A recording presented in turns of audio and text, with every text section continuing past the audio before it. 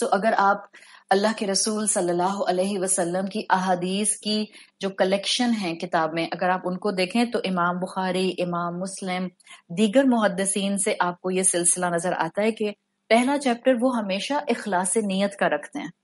امام نووی اخلاص کی ایک ڈیفینیشن دیتے ہیں. میں آپ کو امام نووی رحمت اللہ علیہ کا اس لیے اس وقت بار بار تذکرہ کر رہی ہوں کہ احادیث کے معاملے میں آپ کو ان کا نام بہت پرومیننٹلی نظر آتا ہے.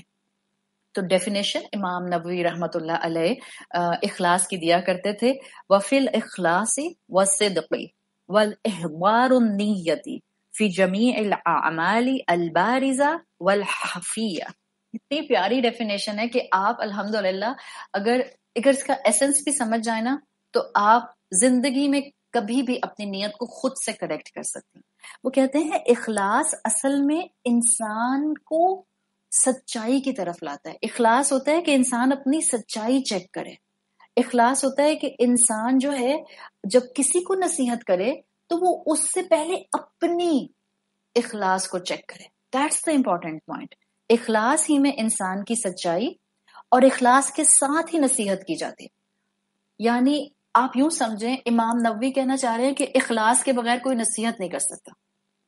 3 ٹرمز آپ کو فریکوینٹلی کلاسیکل اسکالرز، خاص طور پہ کلاسیکل جو اسکالرز آپ کے عرب کلچر سے آتے ہیں، 3 ٹرمز آپ کو ان کی ایک دوسرے کے ساتھ بالکل استعمال ہوتی ہوئی ملتی ہیں: اخلاص، صدق، نصیحت.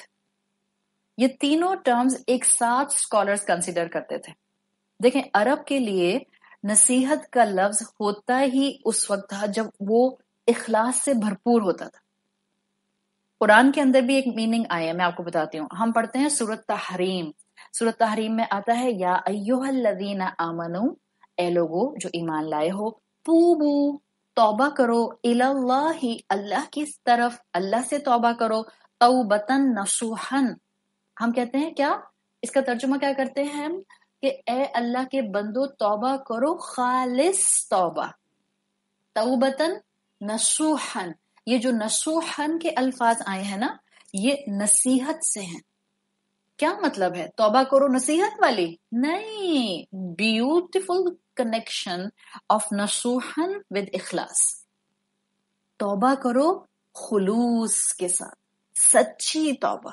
تو عرب اس لفظ کو، اخلاص اور نصیحت کو ایک دوسرے کے ساتھ ساتھ استعمال کرتے تھے. جب بھی آپ دیکھیں کہ آپ نے سورہ تحریم میں توبتن نصوحن کا جو لفظ پڑھا ہے اس میں آپ کو پتہ چل رہا ہے کہ یہ نصوحن کہ جس طرح سے نصیحت سے بنا ہے. یہاں نصیحت مطلب نہیں ہے اس کا، یہاں مطلب کیا ہے؟ سچی توبہ، اخلاص والی توبہ، پیور توبہ. ایسی توبہ کرو ایمان والو کہ پھر دوبارہ تم اللہ کی غلطی کا رخ بھی نہ کرو. یہ ہے توبتن نصوحن کے میننگز، اور نصوحن نصیحت سے بنا ہے. اسی طرح سے عرب جب کسی کو نصیحت کرتے تھے تو ان کے اندر یہ ایک کنفرم بات ہوتی تھی کہ یہ جو مجھے نصیحت کر رہا ہے نا یہ میرا بہت مخلص بندہ ہے، یہ میرے لیے بہت اچھی فیلنگز رکھتا ہے. یعنی ان کے مطابق جب اسلام آیا ہے تو جو عرب مائنڈ تھا ان کے لیے یہ بات ہضم کرنا ناممکن تھا کہ جو ہمیں نصیحت کرے وہ ہمارا مخلص نہیں ہو سکتا. اور ہم اپنا حال ذرا دیکھ لیں، ہم نصیحت کیسے کرتے ہیں؟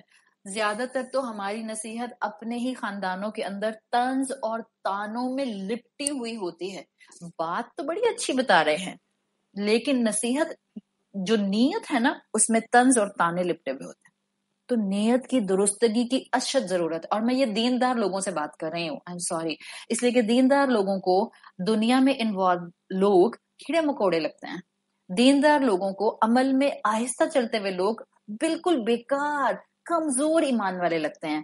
دیندار لوگ جب اپنے آس پاس لوگوں کو دیکھتے ہیں جو قرآن پڑھنے کے باوجود اپنے عمل میں بدل نہیں رہے تو جو آگے نکلے ہوئے ہوتے ہیں وہ دوسروں کو بہت ہی ایک جس کو آپ کہتے ہیں نا ڈی گریڈ کرتے ہوئے گفتگو کرنا، ایسے گفتگو کرتے ہیں.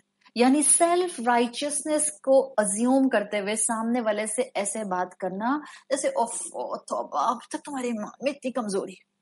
یہ انداز ہمارا نہیں ہو سکتا، ہمارا، میرا اور آپ کا نہیں ہو سکتا. اگر آپ نے اپنے ایمان اور تقویٰ کا ڈنڈا چلانا ہے نا تو اپنی ذات پر چلائیے، اپنے 5 فٹ کے جسم پر چلائیے. ساری عورتوں کو قرآن کے کورسز کرنے کے بعد سارے ڈنڈے اخلاقیات کے، نرمی کے اور بہترین میچورٹی کے اور عبادت کے اپنے شوہروں پر چلانے ہوتے ہیں. آپ کو پتہ ہے مجھے میسج آئے گا، آپ کو پتہ ہے میرے شوہر نماز نہیں پڑھتے، اتنے گناہ گار ہیں، پتہ ہی میں کیا کروں. آپ نے اپنی نمازوں کو چیک کر لیا؟ آپ کی نمازوں میں بڑا خشوع اور خضوع ہے؟ آپ بچپن سے نماز پڑھتی تھیں یا آپ نے قرآن سن کر اپنے آپ کو نمازوں کی طرف ڈائریکٹ کیا؟ اللہ کی بندی، آپ کو بھی تو کسی نے پیار سے بتایا اور آپ نے نماز پڑھنی شروع کر دی. تو اپنے شوہر کے لیے دعا کیجئے. آپ اس کی امی نہیں ہیں کہ آپ ڈنڈا لے کر اس کے پیچھے پڑیں. کھڑے ہو جائیں، وضو کریں اور اب جائے نماز بچھائیں اور اب نماز پڑھیں. نہیں، آپ نے ڈنڈا چلانا ہے تقوی کا، آپ نے بننا ہے ایک اخلاقیات کی پولیس، تو اپنے اخلاق اور اپنے زبان کی پولیس بنیے. اپنے اوپر تقوی کا ڈنڈا چلائیے. لوگوں کو جگہ دیجیے، لوگوں کو سپیس دیں، لوگوں کو آگے بڑھنے کے لیے موقع اور وقت دیں. آپ اور میں لوگوں پر جج نہیں ہیں، وہ بیٹھا ہے اوپر، وہ خود دیکھ لے گا، وہ خود سنوار لے گا. آپ دعا تو کیجیے ان کے لیے، آپ ان لوگوں کے لیے، ان رشتوں کے لیے دعا تو کیجیے. اللہ دل کھولتا ہے. پیار محبت سے کہتی رہیے. یہ طنز اور تانے دے دے کر جو ہم کہتے ہیں نا، تھرڈ پرسن میں بات کرتے ہیں، جو لوگ نمازیں نہیں پڑھتے نا پھر ان کی دعائیں بھی قبول نہیں ہوتی. یہ جو انداز ہم اڈاپٹ کرتے ہیں، اس انداز سے گفتگو کرنے میں کچھ نہیں ہوگا. سامنے والا اور پٹ آف ہو جائے گا، سامنے والے کو آپ کی طنز میں لپٹی ہوئی نصیحت محسوس ہو جائے گی. سو دین والے جب بھی نصیحت کرتے ہیں پورے سیولائزڈ مینر میں کرتے ہیں، خلوص کے ساتھ کرتے ہیں، محبت کے ساتھ کرتے ہیں. آج ہمیں اپنے اس کلچر کو اور دیندار لوگوں کو اپنے اس کلچر کو بدلنے کی ضرورت ہے. ہم کہتے ہیں دین پڑھ لیا نا، گناہ ہم سے برداشت نہیں ہوتے. ہمیں غصہ آنے لگتا ہے جب ہم لوگوں کو دیکھتے ہیں کہ وہ اس طرح سے اللہ کے دین کو چھوڑ کر دنیا میں لگے ہوئے ہیں. اللہ کو غصہ نہیں آ رہا ایک شخص پر جس نے 50 سال سے کبھی نماز نہیں پڑھی. اللہ پھر بھی اس کو موقع دے رہا ہے، زندگی دے رہا ہے، نعمتیں دے رہا ہے تاکہ وہ بندہ کسی بھی موقع پر پلٹ آئے. آپ کے غصے سے اس انسان کو کیا جلدی ہدایت ملنے کے چانسز ہوں گے؟ نہیں. جب رب غصہ نہیں کر رہا، آپ اور میں کون ہوتے ہیں غصہ کرنے والے؟ ریلیکس. نصیحت کرنے والا نصیحت صبر، محبت، خلوص اور پیار سے کرتا ہے. اور یہ آپ اسی وقت کر سکتے ہیں جب آپ کی اپنی نیت درست ہوگی، جب آپ اپنے رب کے ساتھ اخلاص کے ساتھ ہوں گے، جب آپ کی اپنی پیور انٹینشنز ہوں گی. جب ہم دین کو پکڑ لیتے ہیں اپنے کسی اسکیپ روٹ کے لیے، دنیا کی کسی ذمہ داری سے جان چھڑانے کے لیے، جب ہی ہم لوگوں کے ساتھ اس طرح کی حرام پولیس بن کے جو ہے وہ معاملہ کرتے رہتے ہیں. تو رسول اللہ صلی اللہ علیہ وسلم کے آنے سے پہلے سے وہ جن کو ہم کہتے ہیں نا ان پڑھ جاہل عرب، illiterate عرب، uncultured عرب، uncivilized عرب، ان عرب کی اس کلچر کی میں بات کر رہی ہوں. وہ جو ہر وقت لڑتے جھگڑتے اور بیٹیوں کو زندہ دفن کرتے تھے، وہ جو آئیڈلز کی عبادت کرتے تھے، یہ ان کی خوبی تھی. کیا وہ امیجن نہیں کر سکتے تھے کہ وہ کسی کو نصیحت کریں اور اس کے خیر خواہ نہ ہو؟ ہمارا حال دیکھیں کیسے ہم کرٹیسزم میں لپیٹ کر نصیحت کر رہے ہوتے ہیں.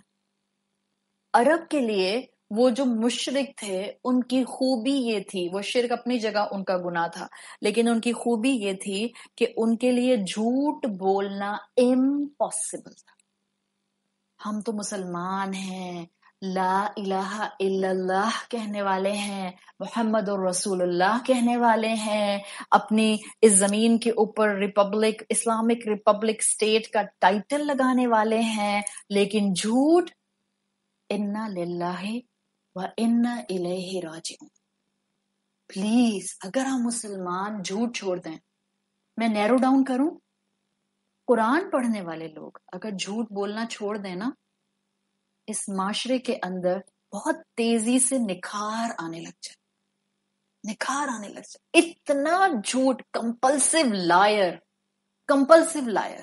پلیز اپنے گھروں کے اندر جھوٹ بولنا چھوڑ دیں. اگر کوئی شخص آپ کو آپ کے منہ پر جھوٹا نہیں کہتا نا تو وہ اس کی شرافت ہی ہے، ورنہ جھوٹا پہچانا جاتا ہے. جھوٹا معاشرے میں آہستہ آہستہ اور خاندان میں آہستہ آہستہ اپنی عزت ختم کر دیتا ہے. اور جھوٹے کی نشانی یہ ہوتی ہے کہ وہ عمر میں بڑا بھی ہوگا نا، چھوٹے اس کی عزت نہیں کریں گے. That's the sign. That's the sign. یہی وجہ ہے. اور اسی چیز کو سمجھنا ہے. جب بھی اللہ تعالیٰ نے جھوٹ کے اوپر قرآن میں لعنت فرمائی. چھوڑیں جھوٹ، 4 پیسوں کے لیے جھوٹ نہ بولیں. اب ماں باپ پڑھے لکھے دیندار ماں باپ اپنے ہی گھروں کے اندر، مجھے تو ہضم نہیں ہوتی یہ باتیں، اور پھر ہم اس کو جھوٹ سمجھتے بھی نہیں ہیں. ایک بہو جا رہی ہے اپنے بچوں کو بتا کے اپنے میاں کے ساتھ میں شاپنگ پہ جا رہی ہوں، دادی پوچھے نا تو کہہ دینا امی کہیں کام سے گئی ہیں، اور اگر پوچھے نا تو کہنا مجھے نہیں پتا کہاں گئی ہیں، کام سے گئی ہیں. آپ اس کو جھوٹ سمجھتی ہیں؟ جھوٹ سمجھتی ہیں؟ اگر تو سمجھتی ہیں تو آپ اصلاح کر سکتی ہیں، اور اگر آپ سمجھتی ہیں اوہ یہ جھوٹ تھوڑی ہوتا ہے. اور ہاں، ہر ہفتے بستہ اٹھا کر قرآن کی کلاس میں جاتے ہیں. ہاں، پینڈیمک آ جائے تو آن لائن کورسز اٹینڈ کرتے رہتے ہیں، لیکن ہم اس کو جھوٹ نہیں سمجھتے. دادی نے پوچھا بیٹا امی ابو کہاں گئے؟ پتہ نہیں کام سے گئے ہیں. ہاں، آپ نے خود بچوں کو جھوٹ سکھا دیا، اور اس کے بعد بچے آپ کے جو ہیں وہ کمپلسیو لائر بن گئے، اور آپ کہتے ہیں میں تو اتنی دیندار، اور میں جب سے قرآن کلاسز اٹینڈ کر رہی ہوں، جب سے یہ چھوٹے چھوٹے تھے، پتہ نہیں ان کے اندر جھوٹ کہاں سے آ گیا. اب پتہ چلا آپ کو ان کے اندر جھوٹ کہاں سے آ گیا. سو جھوٹ نکل جائے، نیتوں کی اخلاص سلامت ہونے لگ جاتی ہے.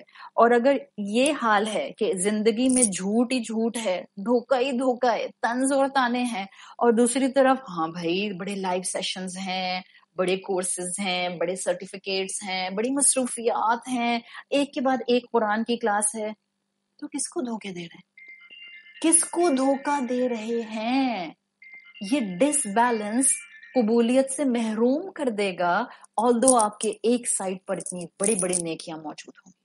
اگر آپ اتنے 8 9 10 ڈیجٹ والے نمبر کو 0 سے ملٹیپلائی کریں، the answer will be 0. اتنے پہاڑ جیسے نیکیوں والے اعمال لے کر قیامت کے دن ایک شخص آئے گا، لیکن اللہ کے رسول صلی اللہ علیہ وسلم کی حدیث کے مطابق مفلس. ہم مسلمانوں نے نا اپنی مرضی سے اس دین کو بڑا توڑا مڑوڑا ہے. اگر ہر انسان اپنی زندگی میں سچ پر قائم ہو جائے، اور یہ جو ہم مصلحتوں کے نام پر جھوٹ بولتے ہیں نا، مصلحتن تو اجازت ہے، ہم نے خود ہی سے ہر آپشن کے اوپر مصلحتن جھوٹ بولنے کا ٹائٹل لگا دیا. جبھی تو آج اتنا جھوٹ پریویل کر رہا ہے، جبھی تو آج معاشرے جھوٹ پر بیسڈ ہیں، جبھی تو آج مسلمان اور جھوٹ ایک دوسرے کے برابر سمجھے جاتے ہیں. یہ ہمارا پرابلم ہے، یہ ہمارا ایشو ہے، یہ ہماری غلطیاں ہیں جس کو ریکٹیفائی کرنے کی ضرورت ہے. اور قرآن پڑھنے والے لوگوں کو تو سب سے پہلے اپنی زندگی میں سے جو چیز کٹ ڈاؤن کرنی ہے، قرآن پڑھنے والے کہتے ہیں ہم نا سب سے پہلے اپنے خاندانوں میں سے بدعت ختم کریں گے. او بہن، آپ اپنے 5 فٹ کے جسم میں سے پہلے جھوٹ ختم کر دیں، پھر چلیے گا بدعت کا جھنڈا ہاتھ میں اٹھا کر دوسروں کی تبلیغ کرنے کے لیے. اپنی ذات ٹھیک ہو نہیں رہی، اور ہم دوسروں کو کانسٹینٹلی درس پر درس دے رہے ہیں. اور پھر ہم کہتے ہیں اتنے کورسز ہو رہے ہیں، تبدیلی نظر ہی نہیں آتی ہے. تبدیلی کیسے نظر آئے گی؟ جب آپ اپنے آپ کو ہی بدلنے کو تیار نہیں ہیں تو معاشرہ آپ کی زبان کے الفاظ سے کیسے بدل سکتے ہیں؟ یاد آئے امام نووی کی شخصیت کہ کیوں ان کو اتنا رتبہ اور مقام ملا تھا. اسکالرز کہتے ہیں قبولیت، اسٹریٹ فارورڈ نیک نیتی سے عمل کرنے والے لوگوں کو دنیا میں بھی انعام قبولیت کا پورے انسانوں کے سامنے دیا جاتا ہے، آخرت میں تو دیا ہی جائے گا. وہ عرب جو جاہل تھے، انسیولائز تھے اور انکلچرڈ تھے، ان کے لیے جھوٹ بولنا was beneath their dignity.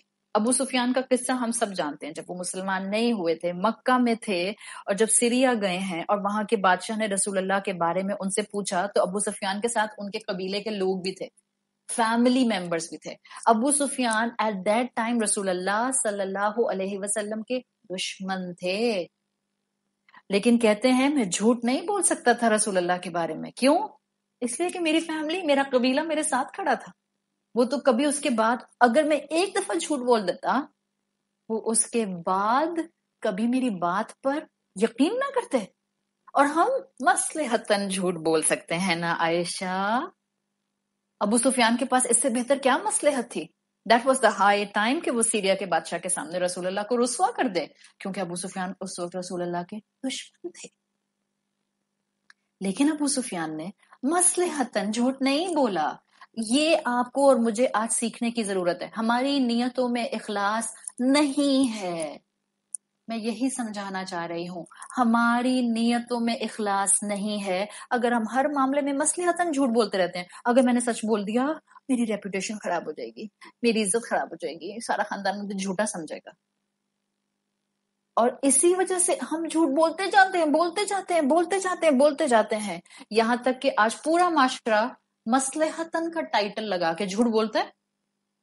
Ready والا ہے یا پریزیڈنٹ آف پاکستان یا کسی مدرسے کا لیڈر ہے. ویری سوری ٹو سے، جھوٹ بولنا تو کوئی مشکل اور مسئلہ ہی نہیں ہے. مصلحتاً کا ٹائٹل جو لگا دیا، اللہ دیکھے گا اور اللہ دیکھ رہا ہے اور سب لکھا جا رہا ہے. وہاں کھلیں گے یہ سارے راز. کتنے مصلحتاً جھوٹ گناہ کے پلڑے میں آ گئے سارے کے سارے، اور کتنے مصلحتاً جھوٹ حقیقتاً مصلحتاً تھے اور اللہ نے ان کو معاف فرما دیا. It's better to be safe than sorry. کوشش کریں سچ پر زندگیوں کو قائم کریں، کوشش کریں سچ کے اوپر زندگیاں گزاریں، نیتیں خالص رکھیں. جو عزت رب نے دینی ہے وہ کوئی آپ سے چھین نہیں سکتا. جو مقام رب نے آپ کو دینا ہے وہ کوئی اور اپنے ماتھے پر سجا نہیں سکتا. اس طرح سے لوگوں کو غلط طریقے سے بے وقوف بنانے کی، دھوکے میں رکھنے کی کوشش مت کیجیے. اللہ کے رسول کے دشمن تھے ابو سفیان، مگر جھوٹ نہیں بول سکے. کس وجہ سے؟ اللہ پر یقین تھا، بہت توحید پر قائم تھے، بہت ایمان والے تھے، بڑے فیتھفل تھے. قرآن کے مطابق جھوٹ نہیں بولا، نہیں، out of ethics. Out of ethics. یہ معاشرہ آج دو حصوں میں بٹ کیوں رہا ہے؟ دیندار لوگ اور سب سے زیادہ بے عمل. دیندار لوگ اور جھوٹے، دیندار لوگ اور زبانوں کے سخت، دیندار لوگ اور سخت مزاج، دیندار لوگ اور چھوٹے موٹے لوگوں سے ہم بات کرنا پسند نہیں فرماتے. ہم آپ کے میسجز نہیں کھول سکتے، ہمارے پاس ٹائم نہیں، آپ ہمارے سیکرٹری سے بات کریں. جب یہ دیندار لوگوں کے مزاج ہو جائیں گے، جب یہ مزاج ہو جائیں گے تو پھر یاد رکھیں آٹومیٹکلی معاشرے کے اندر ایتھکس ختم ہو جائیں گے. کس نے کہا کہ ہم دیندار ہوتے ہوئے توحید اور عبادت کو اپنائیں اور اخلاقیات کو چھوڑ دیں؟ کس نے کہا کہ اخلاقیات کو اپنائیں اور عبادت اور توحید کو چھوڑ دیں؟ No, we need balance of both these things.